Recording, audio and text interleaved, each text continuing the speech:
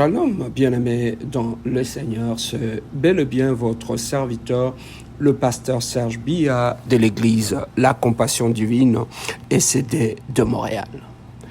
Bien-aimés dans le Seigneur, Dieu m'a mis à cœur de partager avec nous sur un thème qui peut nous aider dans notre destinée, dans notre parcours. Parce que le Dieu qui marche avec nous, c'est le Dieu de notre destinée, mais c'est aussi le Dieu des hommes.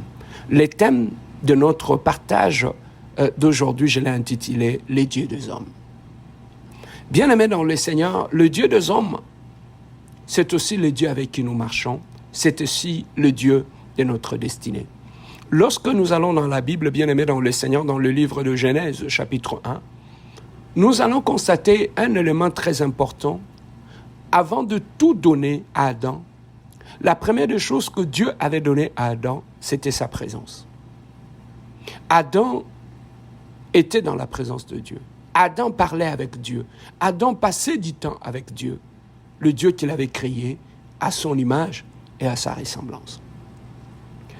Au-delà de l'Éden, après lui avoir donné sa présence, Dieu avait remarqué que l'homme était seul. Il s'est dit, il n'est pas bon que l'homme soit seul, je lui ferai une aide semblable. C'est alors que Dieu lui avait donné Ève comme une aide semblable avec qui il devait marcher et accomplir la mission pour laquelle Dieu l'avait créé. Donc Adam était entre deux environnements, l'environnement divin et l'environnement humain. Donc ce sont les deux environnements bien-aimés dans le Seigneur qui accompagnaient Adam dans son parcours par rapport à la destinée que Dieu avait tracée pour lui. Donc, ce sont les deux personnes qui devaient accompagner Adam dans son parcours. Bien aimé, nous devons le savoir que le Dieu qui nous a créés, c'est aussi le Dieu qui a créé des êtres humains. J'aime toujours le dire, Dieu répond à l'homme par l'homme.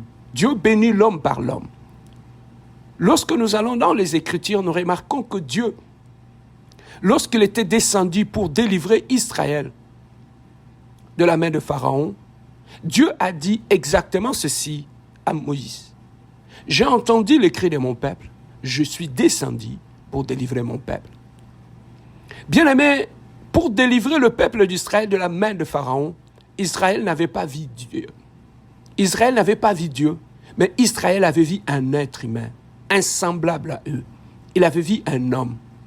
La présence au bien-aimé de Moïse en face d'Israël, c'était la réponse même de Dieu. Et à cela, nous comprenons que lorsque nous sommes enfants de Dieu, nous marchons avec Dieu, il arrivera un moment où Dieu lui-même, il opérera de choses tout autour de nous, mais il y aura un moment où Dieu utilisera nos semblables, des humains qu'il a placés tout autour de nous. Et connaissant qu'il marchera avec toi, et qu'il utilisera des humains tout autour de toi, bien-aimé, Dieu, dès le départ, il avait commencé à avertir l'homme dans son parcours pour atteindre sa destinée, comment il peut fonctionner vis-à-vis de Dieu, comment il peut fonctionner vis-à-vis des êtres humains. Donc, bien-aimé dans le Seigneur, dans notre parcours, nous aurons affaire à l'environnement divin et à l'environnement humain. Ce sont les deux environnements, bien-aimés, qui vont se mettre ensemble pour nous aider à atteindre notre destinée. Et c'est un élément qui est très important que nous ne devons pas ignorer dans notre parcours. Beaucoup ont marché avec Dieu, ils ont échoué, tout simplement parce qu'ils n'ont pas compris cette réalité. Ils ont cru que c'est seulement Dieu lui-même qui opérera dans notre vie sans l'apport des humains. Ça, c'est une très grosse erreur. Voilà pourquoi Dieu, dès le départ, il avait commencé à avertir l'homme par rapport à ces deux environnements qui vont influencer son parcours, qui vont l'accompagner dans sa destinée. Nous prenons le livre de Matthieu, chapitre 22, verset 37. Jésus-Christ qui était en train de répondre aux hommes sur le plus grand commandement, il a dit la première des choses, tu aimeras le Seigneur ton Dieu de tout ton cœur, de toute ton âme. Donc, dans ton parcours, bien-aimé, Dieu t'a dit déjà, tu aimeras ton Dieu. Aimer quelqu'un, c'est vouloir son bien. Aimer quelqu'un, et que cette personne se sent dans la joie lorsqu'il est avec toi. Alors, lorsque nous prétendons aimer Dieu, nous devons le manifester dans notre conduite, dans notre obéissance par rapport à sa parole. Donc, tu ne peux pas dire que tu aimes Dieu, le Dieu de ton parcours, sans que tu puisses obéir à tout ce qu'il te demande de faire dans sa parole. Donc, l'amour de Dieu consiste aussi à obéir à ce que lui nous recommande de faire dans sa parole. Ça, c'est la première des choses. Parce que tu marcheras avec Dieu, Dieu t'oblige de l'aimer avant toute chose, de l'aimer plus que l'argent, de l'aimer plus que le bien de ce monde, que tu aimeras l'Éternel ton Dieu de toute ton âme, de tout ton cœur, même de tes pensées. Tu dois aimer Dieu et le placer en première position par rapport à tout. Ça, c'est la première des choses que Dieu avait averti à l'homme lorsque tu veux marcher avec moi. La deuxième des choses, Dieu lui a dit, tu aimeras ton prochain comme toi-même. Voilà les deux environnements qui vont influencer la vie de l'homme dans son parcours sur cette terre des hommes. Donc, consiste à aimer Dieu et à aimer les hommes. Parce que dans l'amour, Dieu, lorsque tu prieras Dieu, Dieu utilisera les hommes que tu aimes, que tu traites bien, pour accomplir certaines choses dans ta vie. Donc, il y a certaines personnes tout autour de toi, dans ton environnement. Ça peut être ta femme, ça peut être ton mari, ça peut être ton frère, ça peut être un inconnu. Tous ces gens-là, Dieu peut se servir d'eux.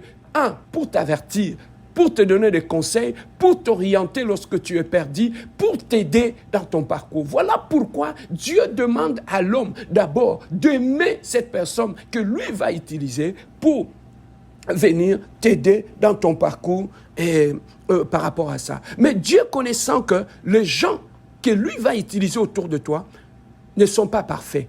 Ce sont des hommes, ils sont faillibles, ils ont des erreurs. Mais lorsque tu regardes leurs erreurs, tu risques de les repousser et de fermer la porte de l'intervention de Dieu dans ta vie. C'est l'erreur que beaucoup d'entre nous ont fait. Ils voulaient simplement s'entourer par des gens qui sont clean, qui sont parfaits. Or, bien-aimé dans le Seigneur, Dieu peut utiliser même un bois mort. Dieu peut utiliser même de l'eau sale, bien-aimé, pour te venir au secours. Voilà pourquoi, bien-aimé dans le Seigneur, nous devons être prudents de la façon que nous fonctionnons par rapport à notre environnement, par rapport aux gens que Dieu a mis tout autour de nous, parce que Dieu passera par eux pour nous bénir, pour nous parler, pour nous reprocher et pour nous avertir par rapport à certaines choses. Mais ces gens-là qui vont nous entourer, il peut arriver que tu les trouves dans leur erreur. Qu'est-ce que Dieu dit par rapport aux gens que lui il va utiliser? Lorsque tu les retrouves dans leur erreur, il y a bien-aimé dans le Seigneur, Dieu a donné une procédure que tu dois appliquer pour traiter ces gens-là. Lorsque nous prenons le livre de Matthieu chapitre 5, verset 22, la Bible nous dit, si tu présentes ton offrande devant l'autel et que tu te rends compte que tu as un problème avec ton frère, dépose ton offrande, va d'abord réparer avec ton frère. C'est que, bien-aimé dans le Seigneur, Dieu ne marche pas. Le Dieu des offrandes, le Dieu des actions de grâce, le Dieu des autels ne marche pas avec des conflictuels. Donc tu ne peux pas, bien-aimé dans le Seigneur, vivre dans le conflit et te tenir devant l'autel de Dieu. Dieu t'avise d'abord que lorsque tu marches avec moi, évite le problème. Cherchez à réparer le problème. Voilà pourquoi il dit, si tu te tiens devant l'autel et que tu te rappelles que tu as un problème, Dieu ne nous demande pas d'être hypocrite, mais Dieu nous demande d'aller d'abord réparer. Dieu ne nous demande pas d'en dire sur notre cœur ou d'aller nous mettre dans notre coin. Mais Dieu dit, si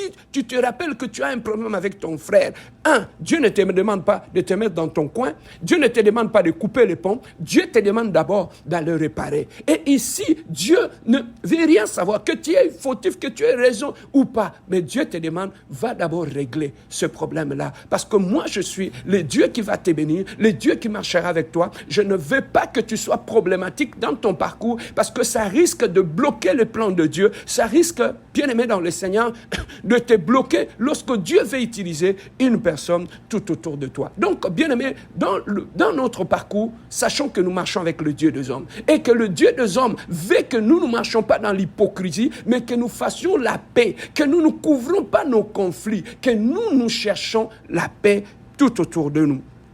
La deuxième des choses, que Dieu a demandé à l'homme lorsqu'il marche avec l'homme. Nous les trouvons dans le livre de Romains, chapitre 12, verset 18. La Bible nous dit, aussi longtemps que cela dépend de vous, soyez en paix avec tous.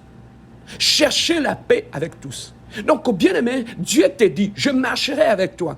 J'ai mis des gens que je vais utiliser tout autour de toi. Le problème arrivera.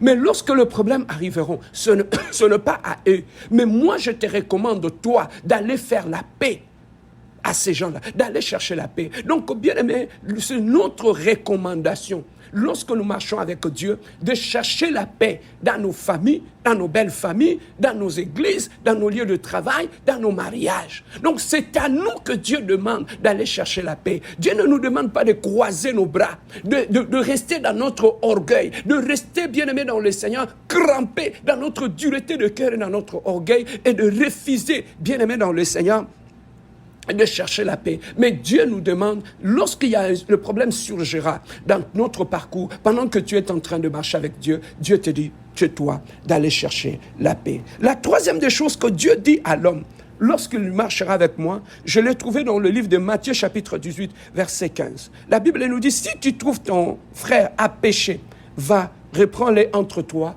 et lui. Donc Dieu sait qu'il y aura des conflits entre humains, il y aura des problèmes, ça c'est une évidence. Il y aura des problèmes avec des gens qui seront tout autour de toi. Mais Dieu dit, il donne la procédure. Si tu trouves ton frère dans l'erreur, ne l'expose pas, ne le détruis pas. N'en faites pas un sujet de conversation dans tes salons, dans tes téléphones. Même si tu trouves ton frère dans l'erreur, que ce soit dans la famille, dans l'église, va d'abord lui parler. N'allez pas d'abord dans toute la ville, raconter ça à tout le monde et ensuite lui parler. Dieu nous dit exactement ce que nous devons faire. Si tu trouves ton frère qui marche à côté de toi, que moi je vais utiliser, si tu trouves dans l'erreur, ne le détruis pas, ne l'humilie pas. Va d'abord, appelle-le, parle avec lui. S'il ne t'écoute pas, c'est alors que tu prendras une autre personne pour venir lui parler. Voilà la procédure, bien-aimée, que Dieu a recommandée à l'homme lorsque tu marches avec les hommes que je mettrai tout autour de toi. Et Dieu dit dans Genèse chapitre 12, verset 3, il dit, je bénirai celui qui va te bénir et je maudirai celui qui va te maudire. Donc, les gens qui seront à côté de toi, Dieu a prévu aussi tout le bienfait qu'ils te feront, qu'ils soient aussi bénis. Voilà pourquoi il a placé, bien aimé, ce règle-là. Il a dit, lorsque tu marcheras avec les hommes, toute personne tout autour de toi qui va te bénir. Moi, l'Éternel, le Dieu de ton parcours, je les bénirai aussi. Mais celui qui te fera du mal, moi, ton Dieu, moi aussi, je le maudirai. Voilà pourquoi, bien aimé, la quatrième des choses que Dieu demande à l'homme, il dit, à moi la vengeance, à moi la rétribution. Donc Dieu sait que tu marcheras avec lui, tu seras à côté des hommes. Il y a des gens qui sont méchants, il y a des gens qui chercheront à te détruire, mais Dieu te dit que ce n'est plus ton problème. La vengeance et la rétribution, c'est mon problème, moi Dieu. Donc, bien-aimé, voilà les choses, le principe que, bien-aimé dans le Seigneur, Dieu demande à celui qui marche avec lui, lorsque tu es dans tes combats, bien-aimé, tes combats, ce sont les combats de Dieu. C'est Dieu qui rétribue et c'est Dieu qui venge. Donc, lorsque tu marches avec Dieu et que tu commets l'erreur, bien-aimé dans le Seigneur, de te venger, tu commets l'erreur de rétribuer à ceux qui t'attaquent, à ceux qui te font du mal, c'est à ce moment-là, bien-aimé, que tu te déconnectes de Dieu et un vrai problème surgit dans ton parcours avec l'Éternel des armées. Pour terminer, dans Matthieu chapitre 10, verset 42, il dit, si quelqu'un donne ne fût-ce qu'un verre d'eau à ses petits enfants, cette personne ne manquera pas de récompense. Bien aimé, Dieu a promis aussi aux gens qu'il va utiliser tout autour de nous, Dieu le bénira aussi. Donc, quand Dieu les utilise pour nous bénir, et si ces gens nous bénissent, et Dieu a prévu aussi une récompense vis-à-vis de ces gens-là. Voilà, bien-aimé, ce que je voulais partager avec toi, bien-aimé. Lorsque tu marches avec le Dieu des hommes, sachez que il y a Dieu dans ta vie, sachez qu'il y aura aussi des hommes dans ta vie. Donc tu as intérêt à vivre en paix tout autour de toi. Bien-aimé, lorsque tu es conflictuel, tu vas toi-même fermer les portes que Dieu va utiliser, bien-aimé dans le Seigneur, pour te bénir. Voilà pourquoi il y a beaucoup de gens qui sont conflictuels. Aujourd'hui, ils prient, mais ils ne voient pas la main de Dieu. Pourquoi? Parce qu'ils ont créé des conflits tout autour d'eux, jusqu'au point de fermer toutes les portes que Dieu voulait utiliser tout autour d'eux. Bien-aimé, soyez en paix. pardonner ceux qui t'ont fait du mal, comme dans la prière de notre Père, il dit pardonne-nous nos offenses, comme nous pardonnons aussi à ceux qui nous ont offensés. Le pardon, bien-aimé dans le Seigneur, permettra à Dieu, bien-aimé dans le Seigneur, de marcher et d'être victorieux tout autour de nous. Voilà pourquoi Dieu nous a donné des choses pour bien fonctionner vis-à-vis des hommes. Il nous a dit, tu aimeras l'Éternel, de ton cœur, de toute ton âme. Tu aimeras ton prochain. Donc Dieu nous a donné l'amour qui peut nous aider à fonctionner avec tous ceux qui sont tout autour de nous. Et la deuxième des choses que Dieu nous a donné pour bien fonctionner tout autour de nous, la Bible nous dit, il nous a donné un ministère de réconciliation. Donc Dieu nous a donné le pardon parce qu'il sait que l'homme est faillible, le problème viendra pour que je ne me bloque pas, pour que je ne tombe pas dans la haine, dans la revanche, dans la méchanceté. Dieu m'a donné le pardon. Voilà pourquoi, en tant qu'enfants de Dieu, soyons en mesure de demander pardon et de pardonner aussi. Et c'est alors que nous allons ouvrir de portes d'opportunités tout autour de nous et laisser Dieu nous bénir au travers de ceux qui sont tout autour de nous. Laisser Dieu utiliser tous ceux qui sont tout autour de nous pour nous donner des conseils, pour nous orienter et pour nous aider à atteindre notre destinée. Bien-aimé, tu peux rencontrer l'homme de ta vie au travers d'une personne que Dieu a mis à côté de toi. Tu peux rencontrer la femme de ta vie au travers d'une bonne relation que tu as entretenue. Bien-aimé, tu peux avoir une bonne opportunité de travail au travers de gens que Dieu a donnés tout autour de nous. Lorsque tu demandes à Dieu le travail, Dieu utilisera les hommes. Lorsque tu demandes à Dieu qu'il te donne un bon mari, une bonne femme, Dieu utilisera les hommes. Lorsque tu demandes même à Dieu un enfant, Dieu passera par les hommes pour qu'il prie pour toi, pour que tu aies un enfant. Bien-aimé dans le Seigneur, lorsque tu demandes à Dieu la guérison, Dieu utilisera un médecin, un humain pour t'opérer et te guérir. Voilà, bien-aimé dans le Seigneur, lorsqu'on comprend les choses dans cette dimension-là, bien-aimé, on change sa façon de vivre tout autour de nous. On évite d'être conflictuel, on vit en paix avec tout le monde pour laisser les opportunités de bénédiction tout autour de nous. Que Dieu vous bénisse, vous qui avez écouté cette exhortation, là où vous êtes, bien-aimé, cherchez la paix avec votre mari, avec votre femme, avec votre belle famille, avec votre pasteur, avec votre frère dans l'église. Allez vers eux, allez, bien-aimé, réparer. Tu vas ressortir beaucoup plus gagnant, tu n'auras rien à perdre. Que Dieu vous bénisse. C'était votre serviteur, le pasteur Serge Bia.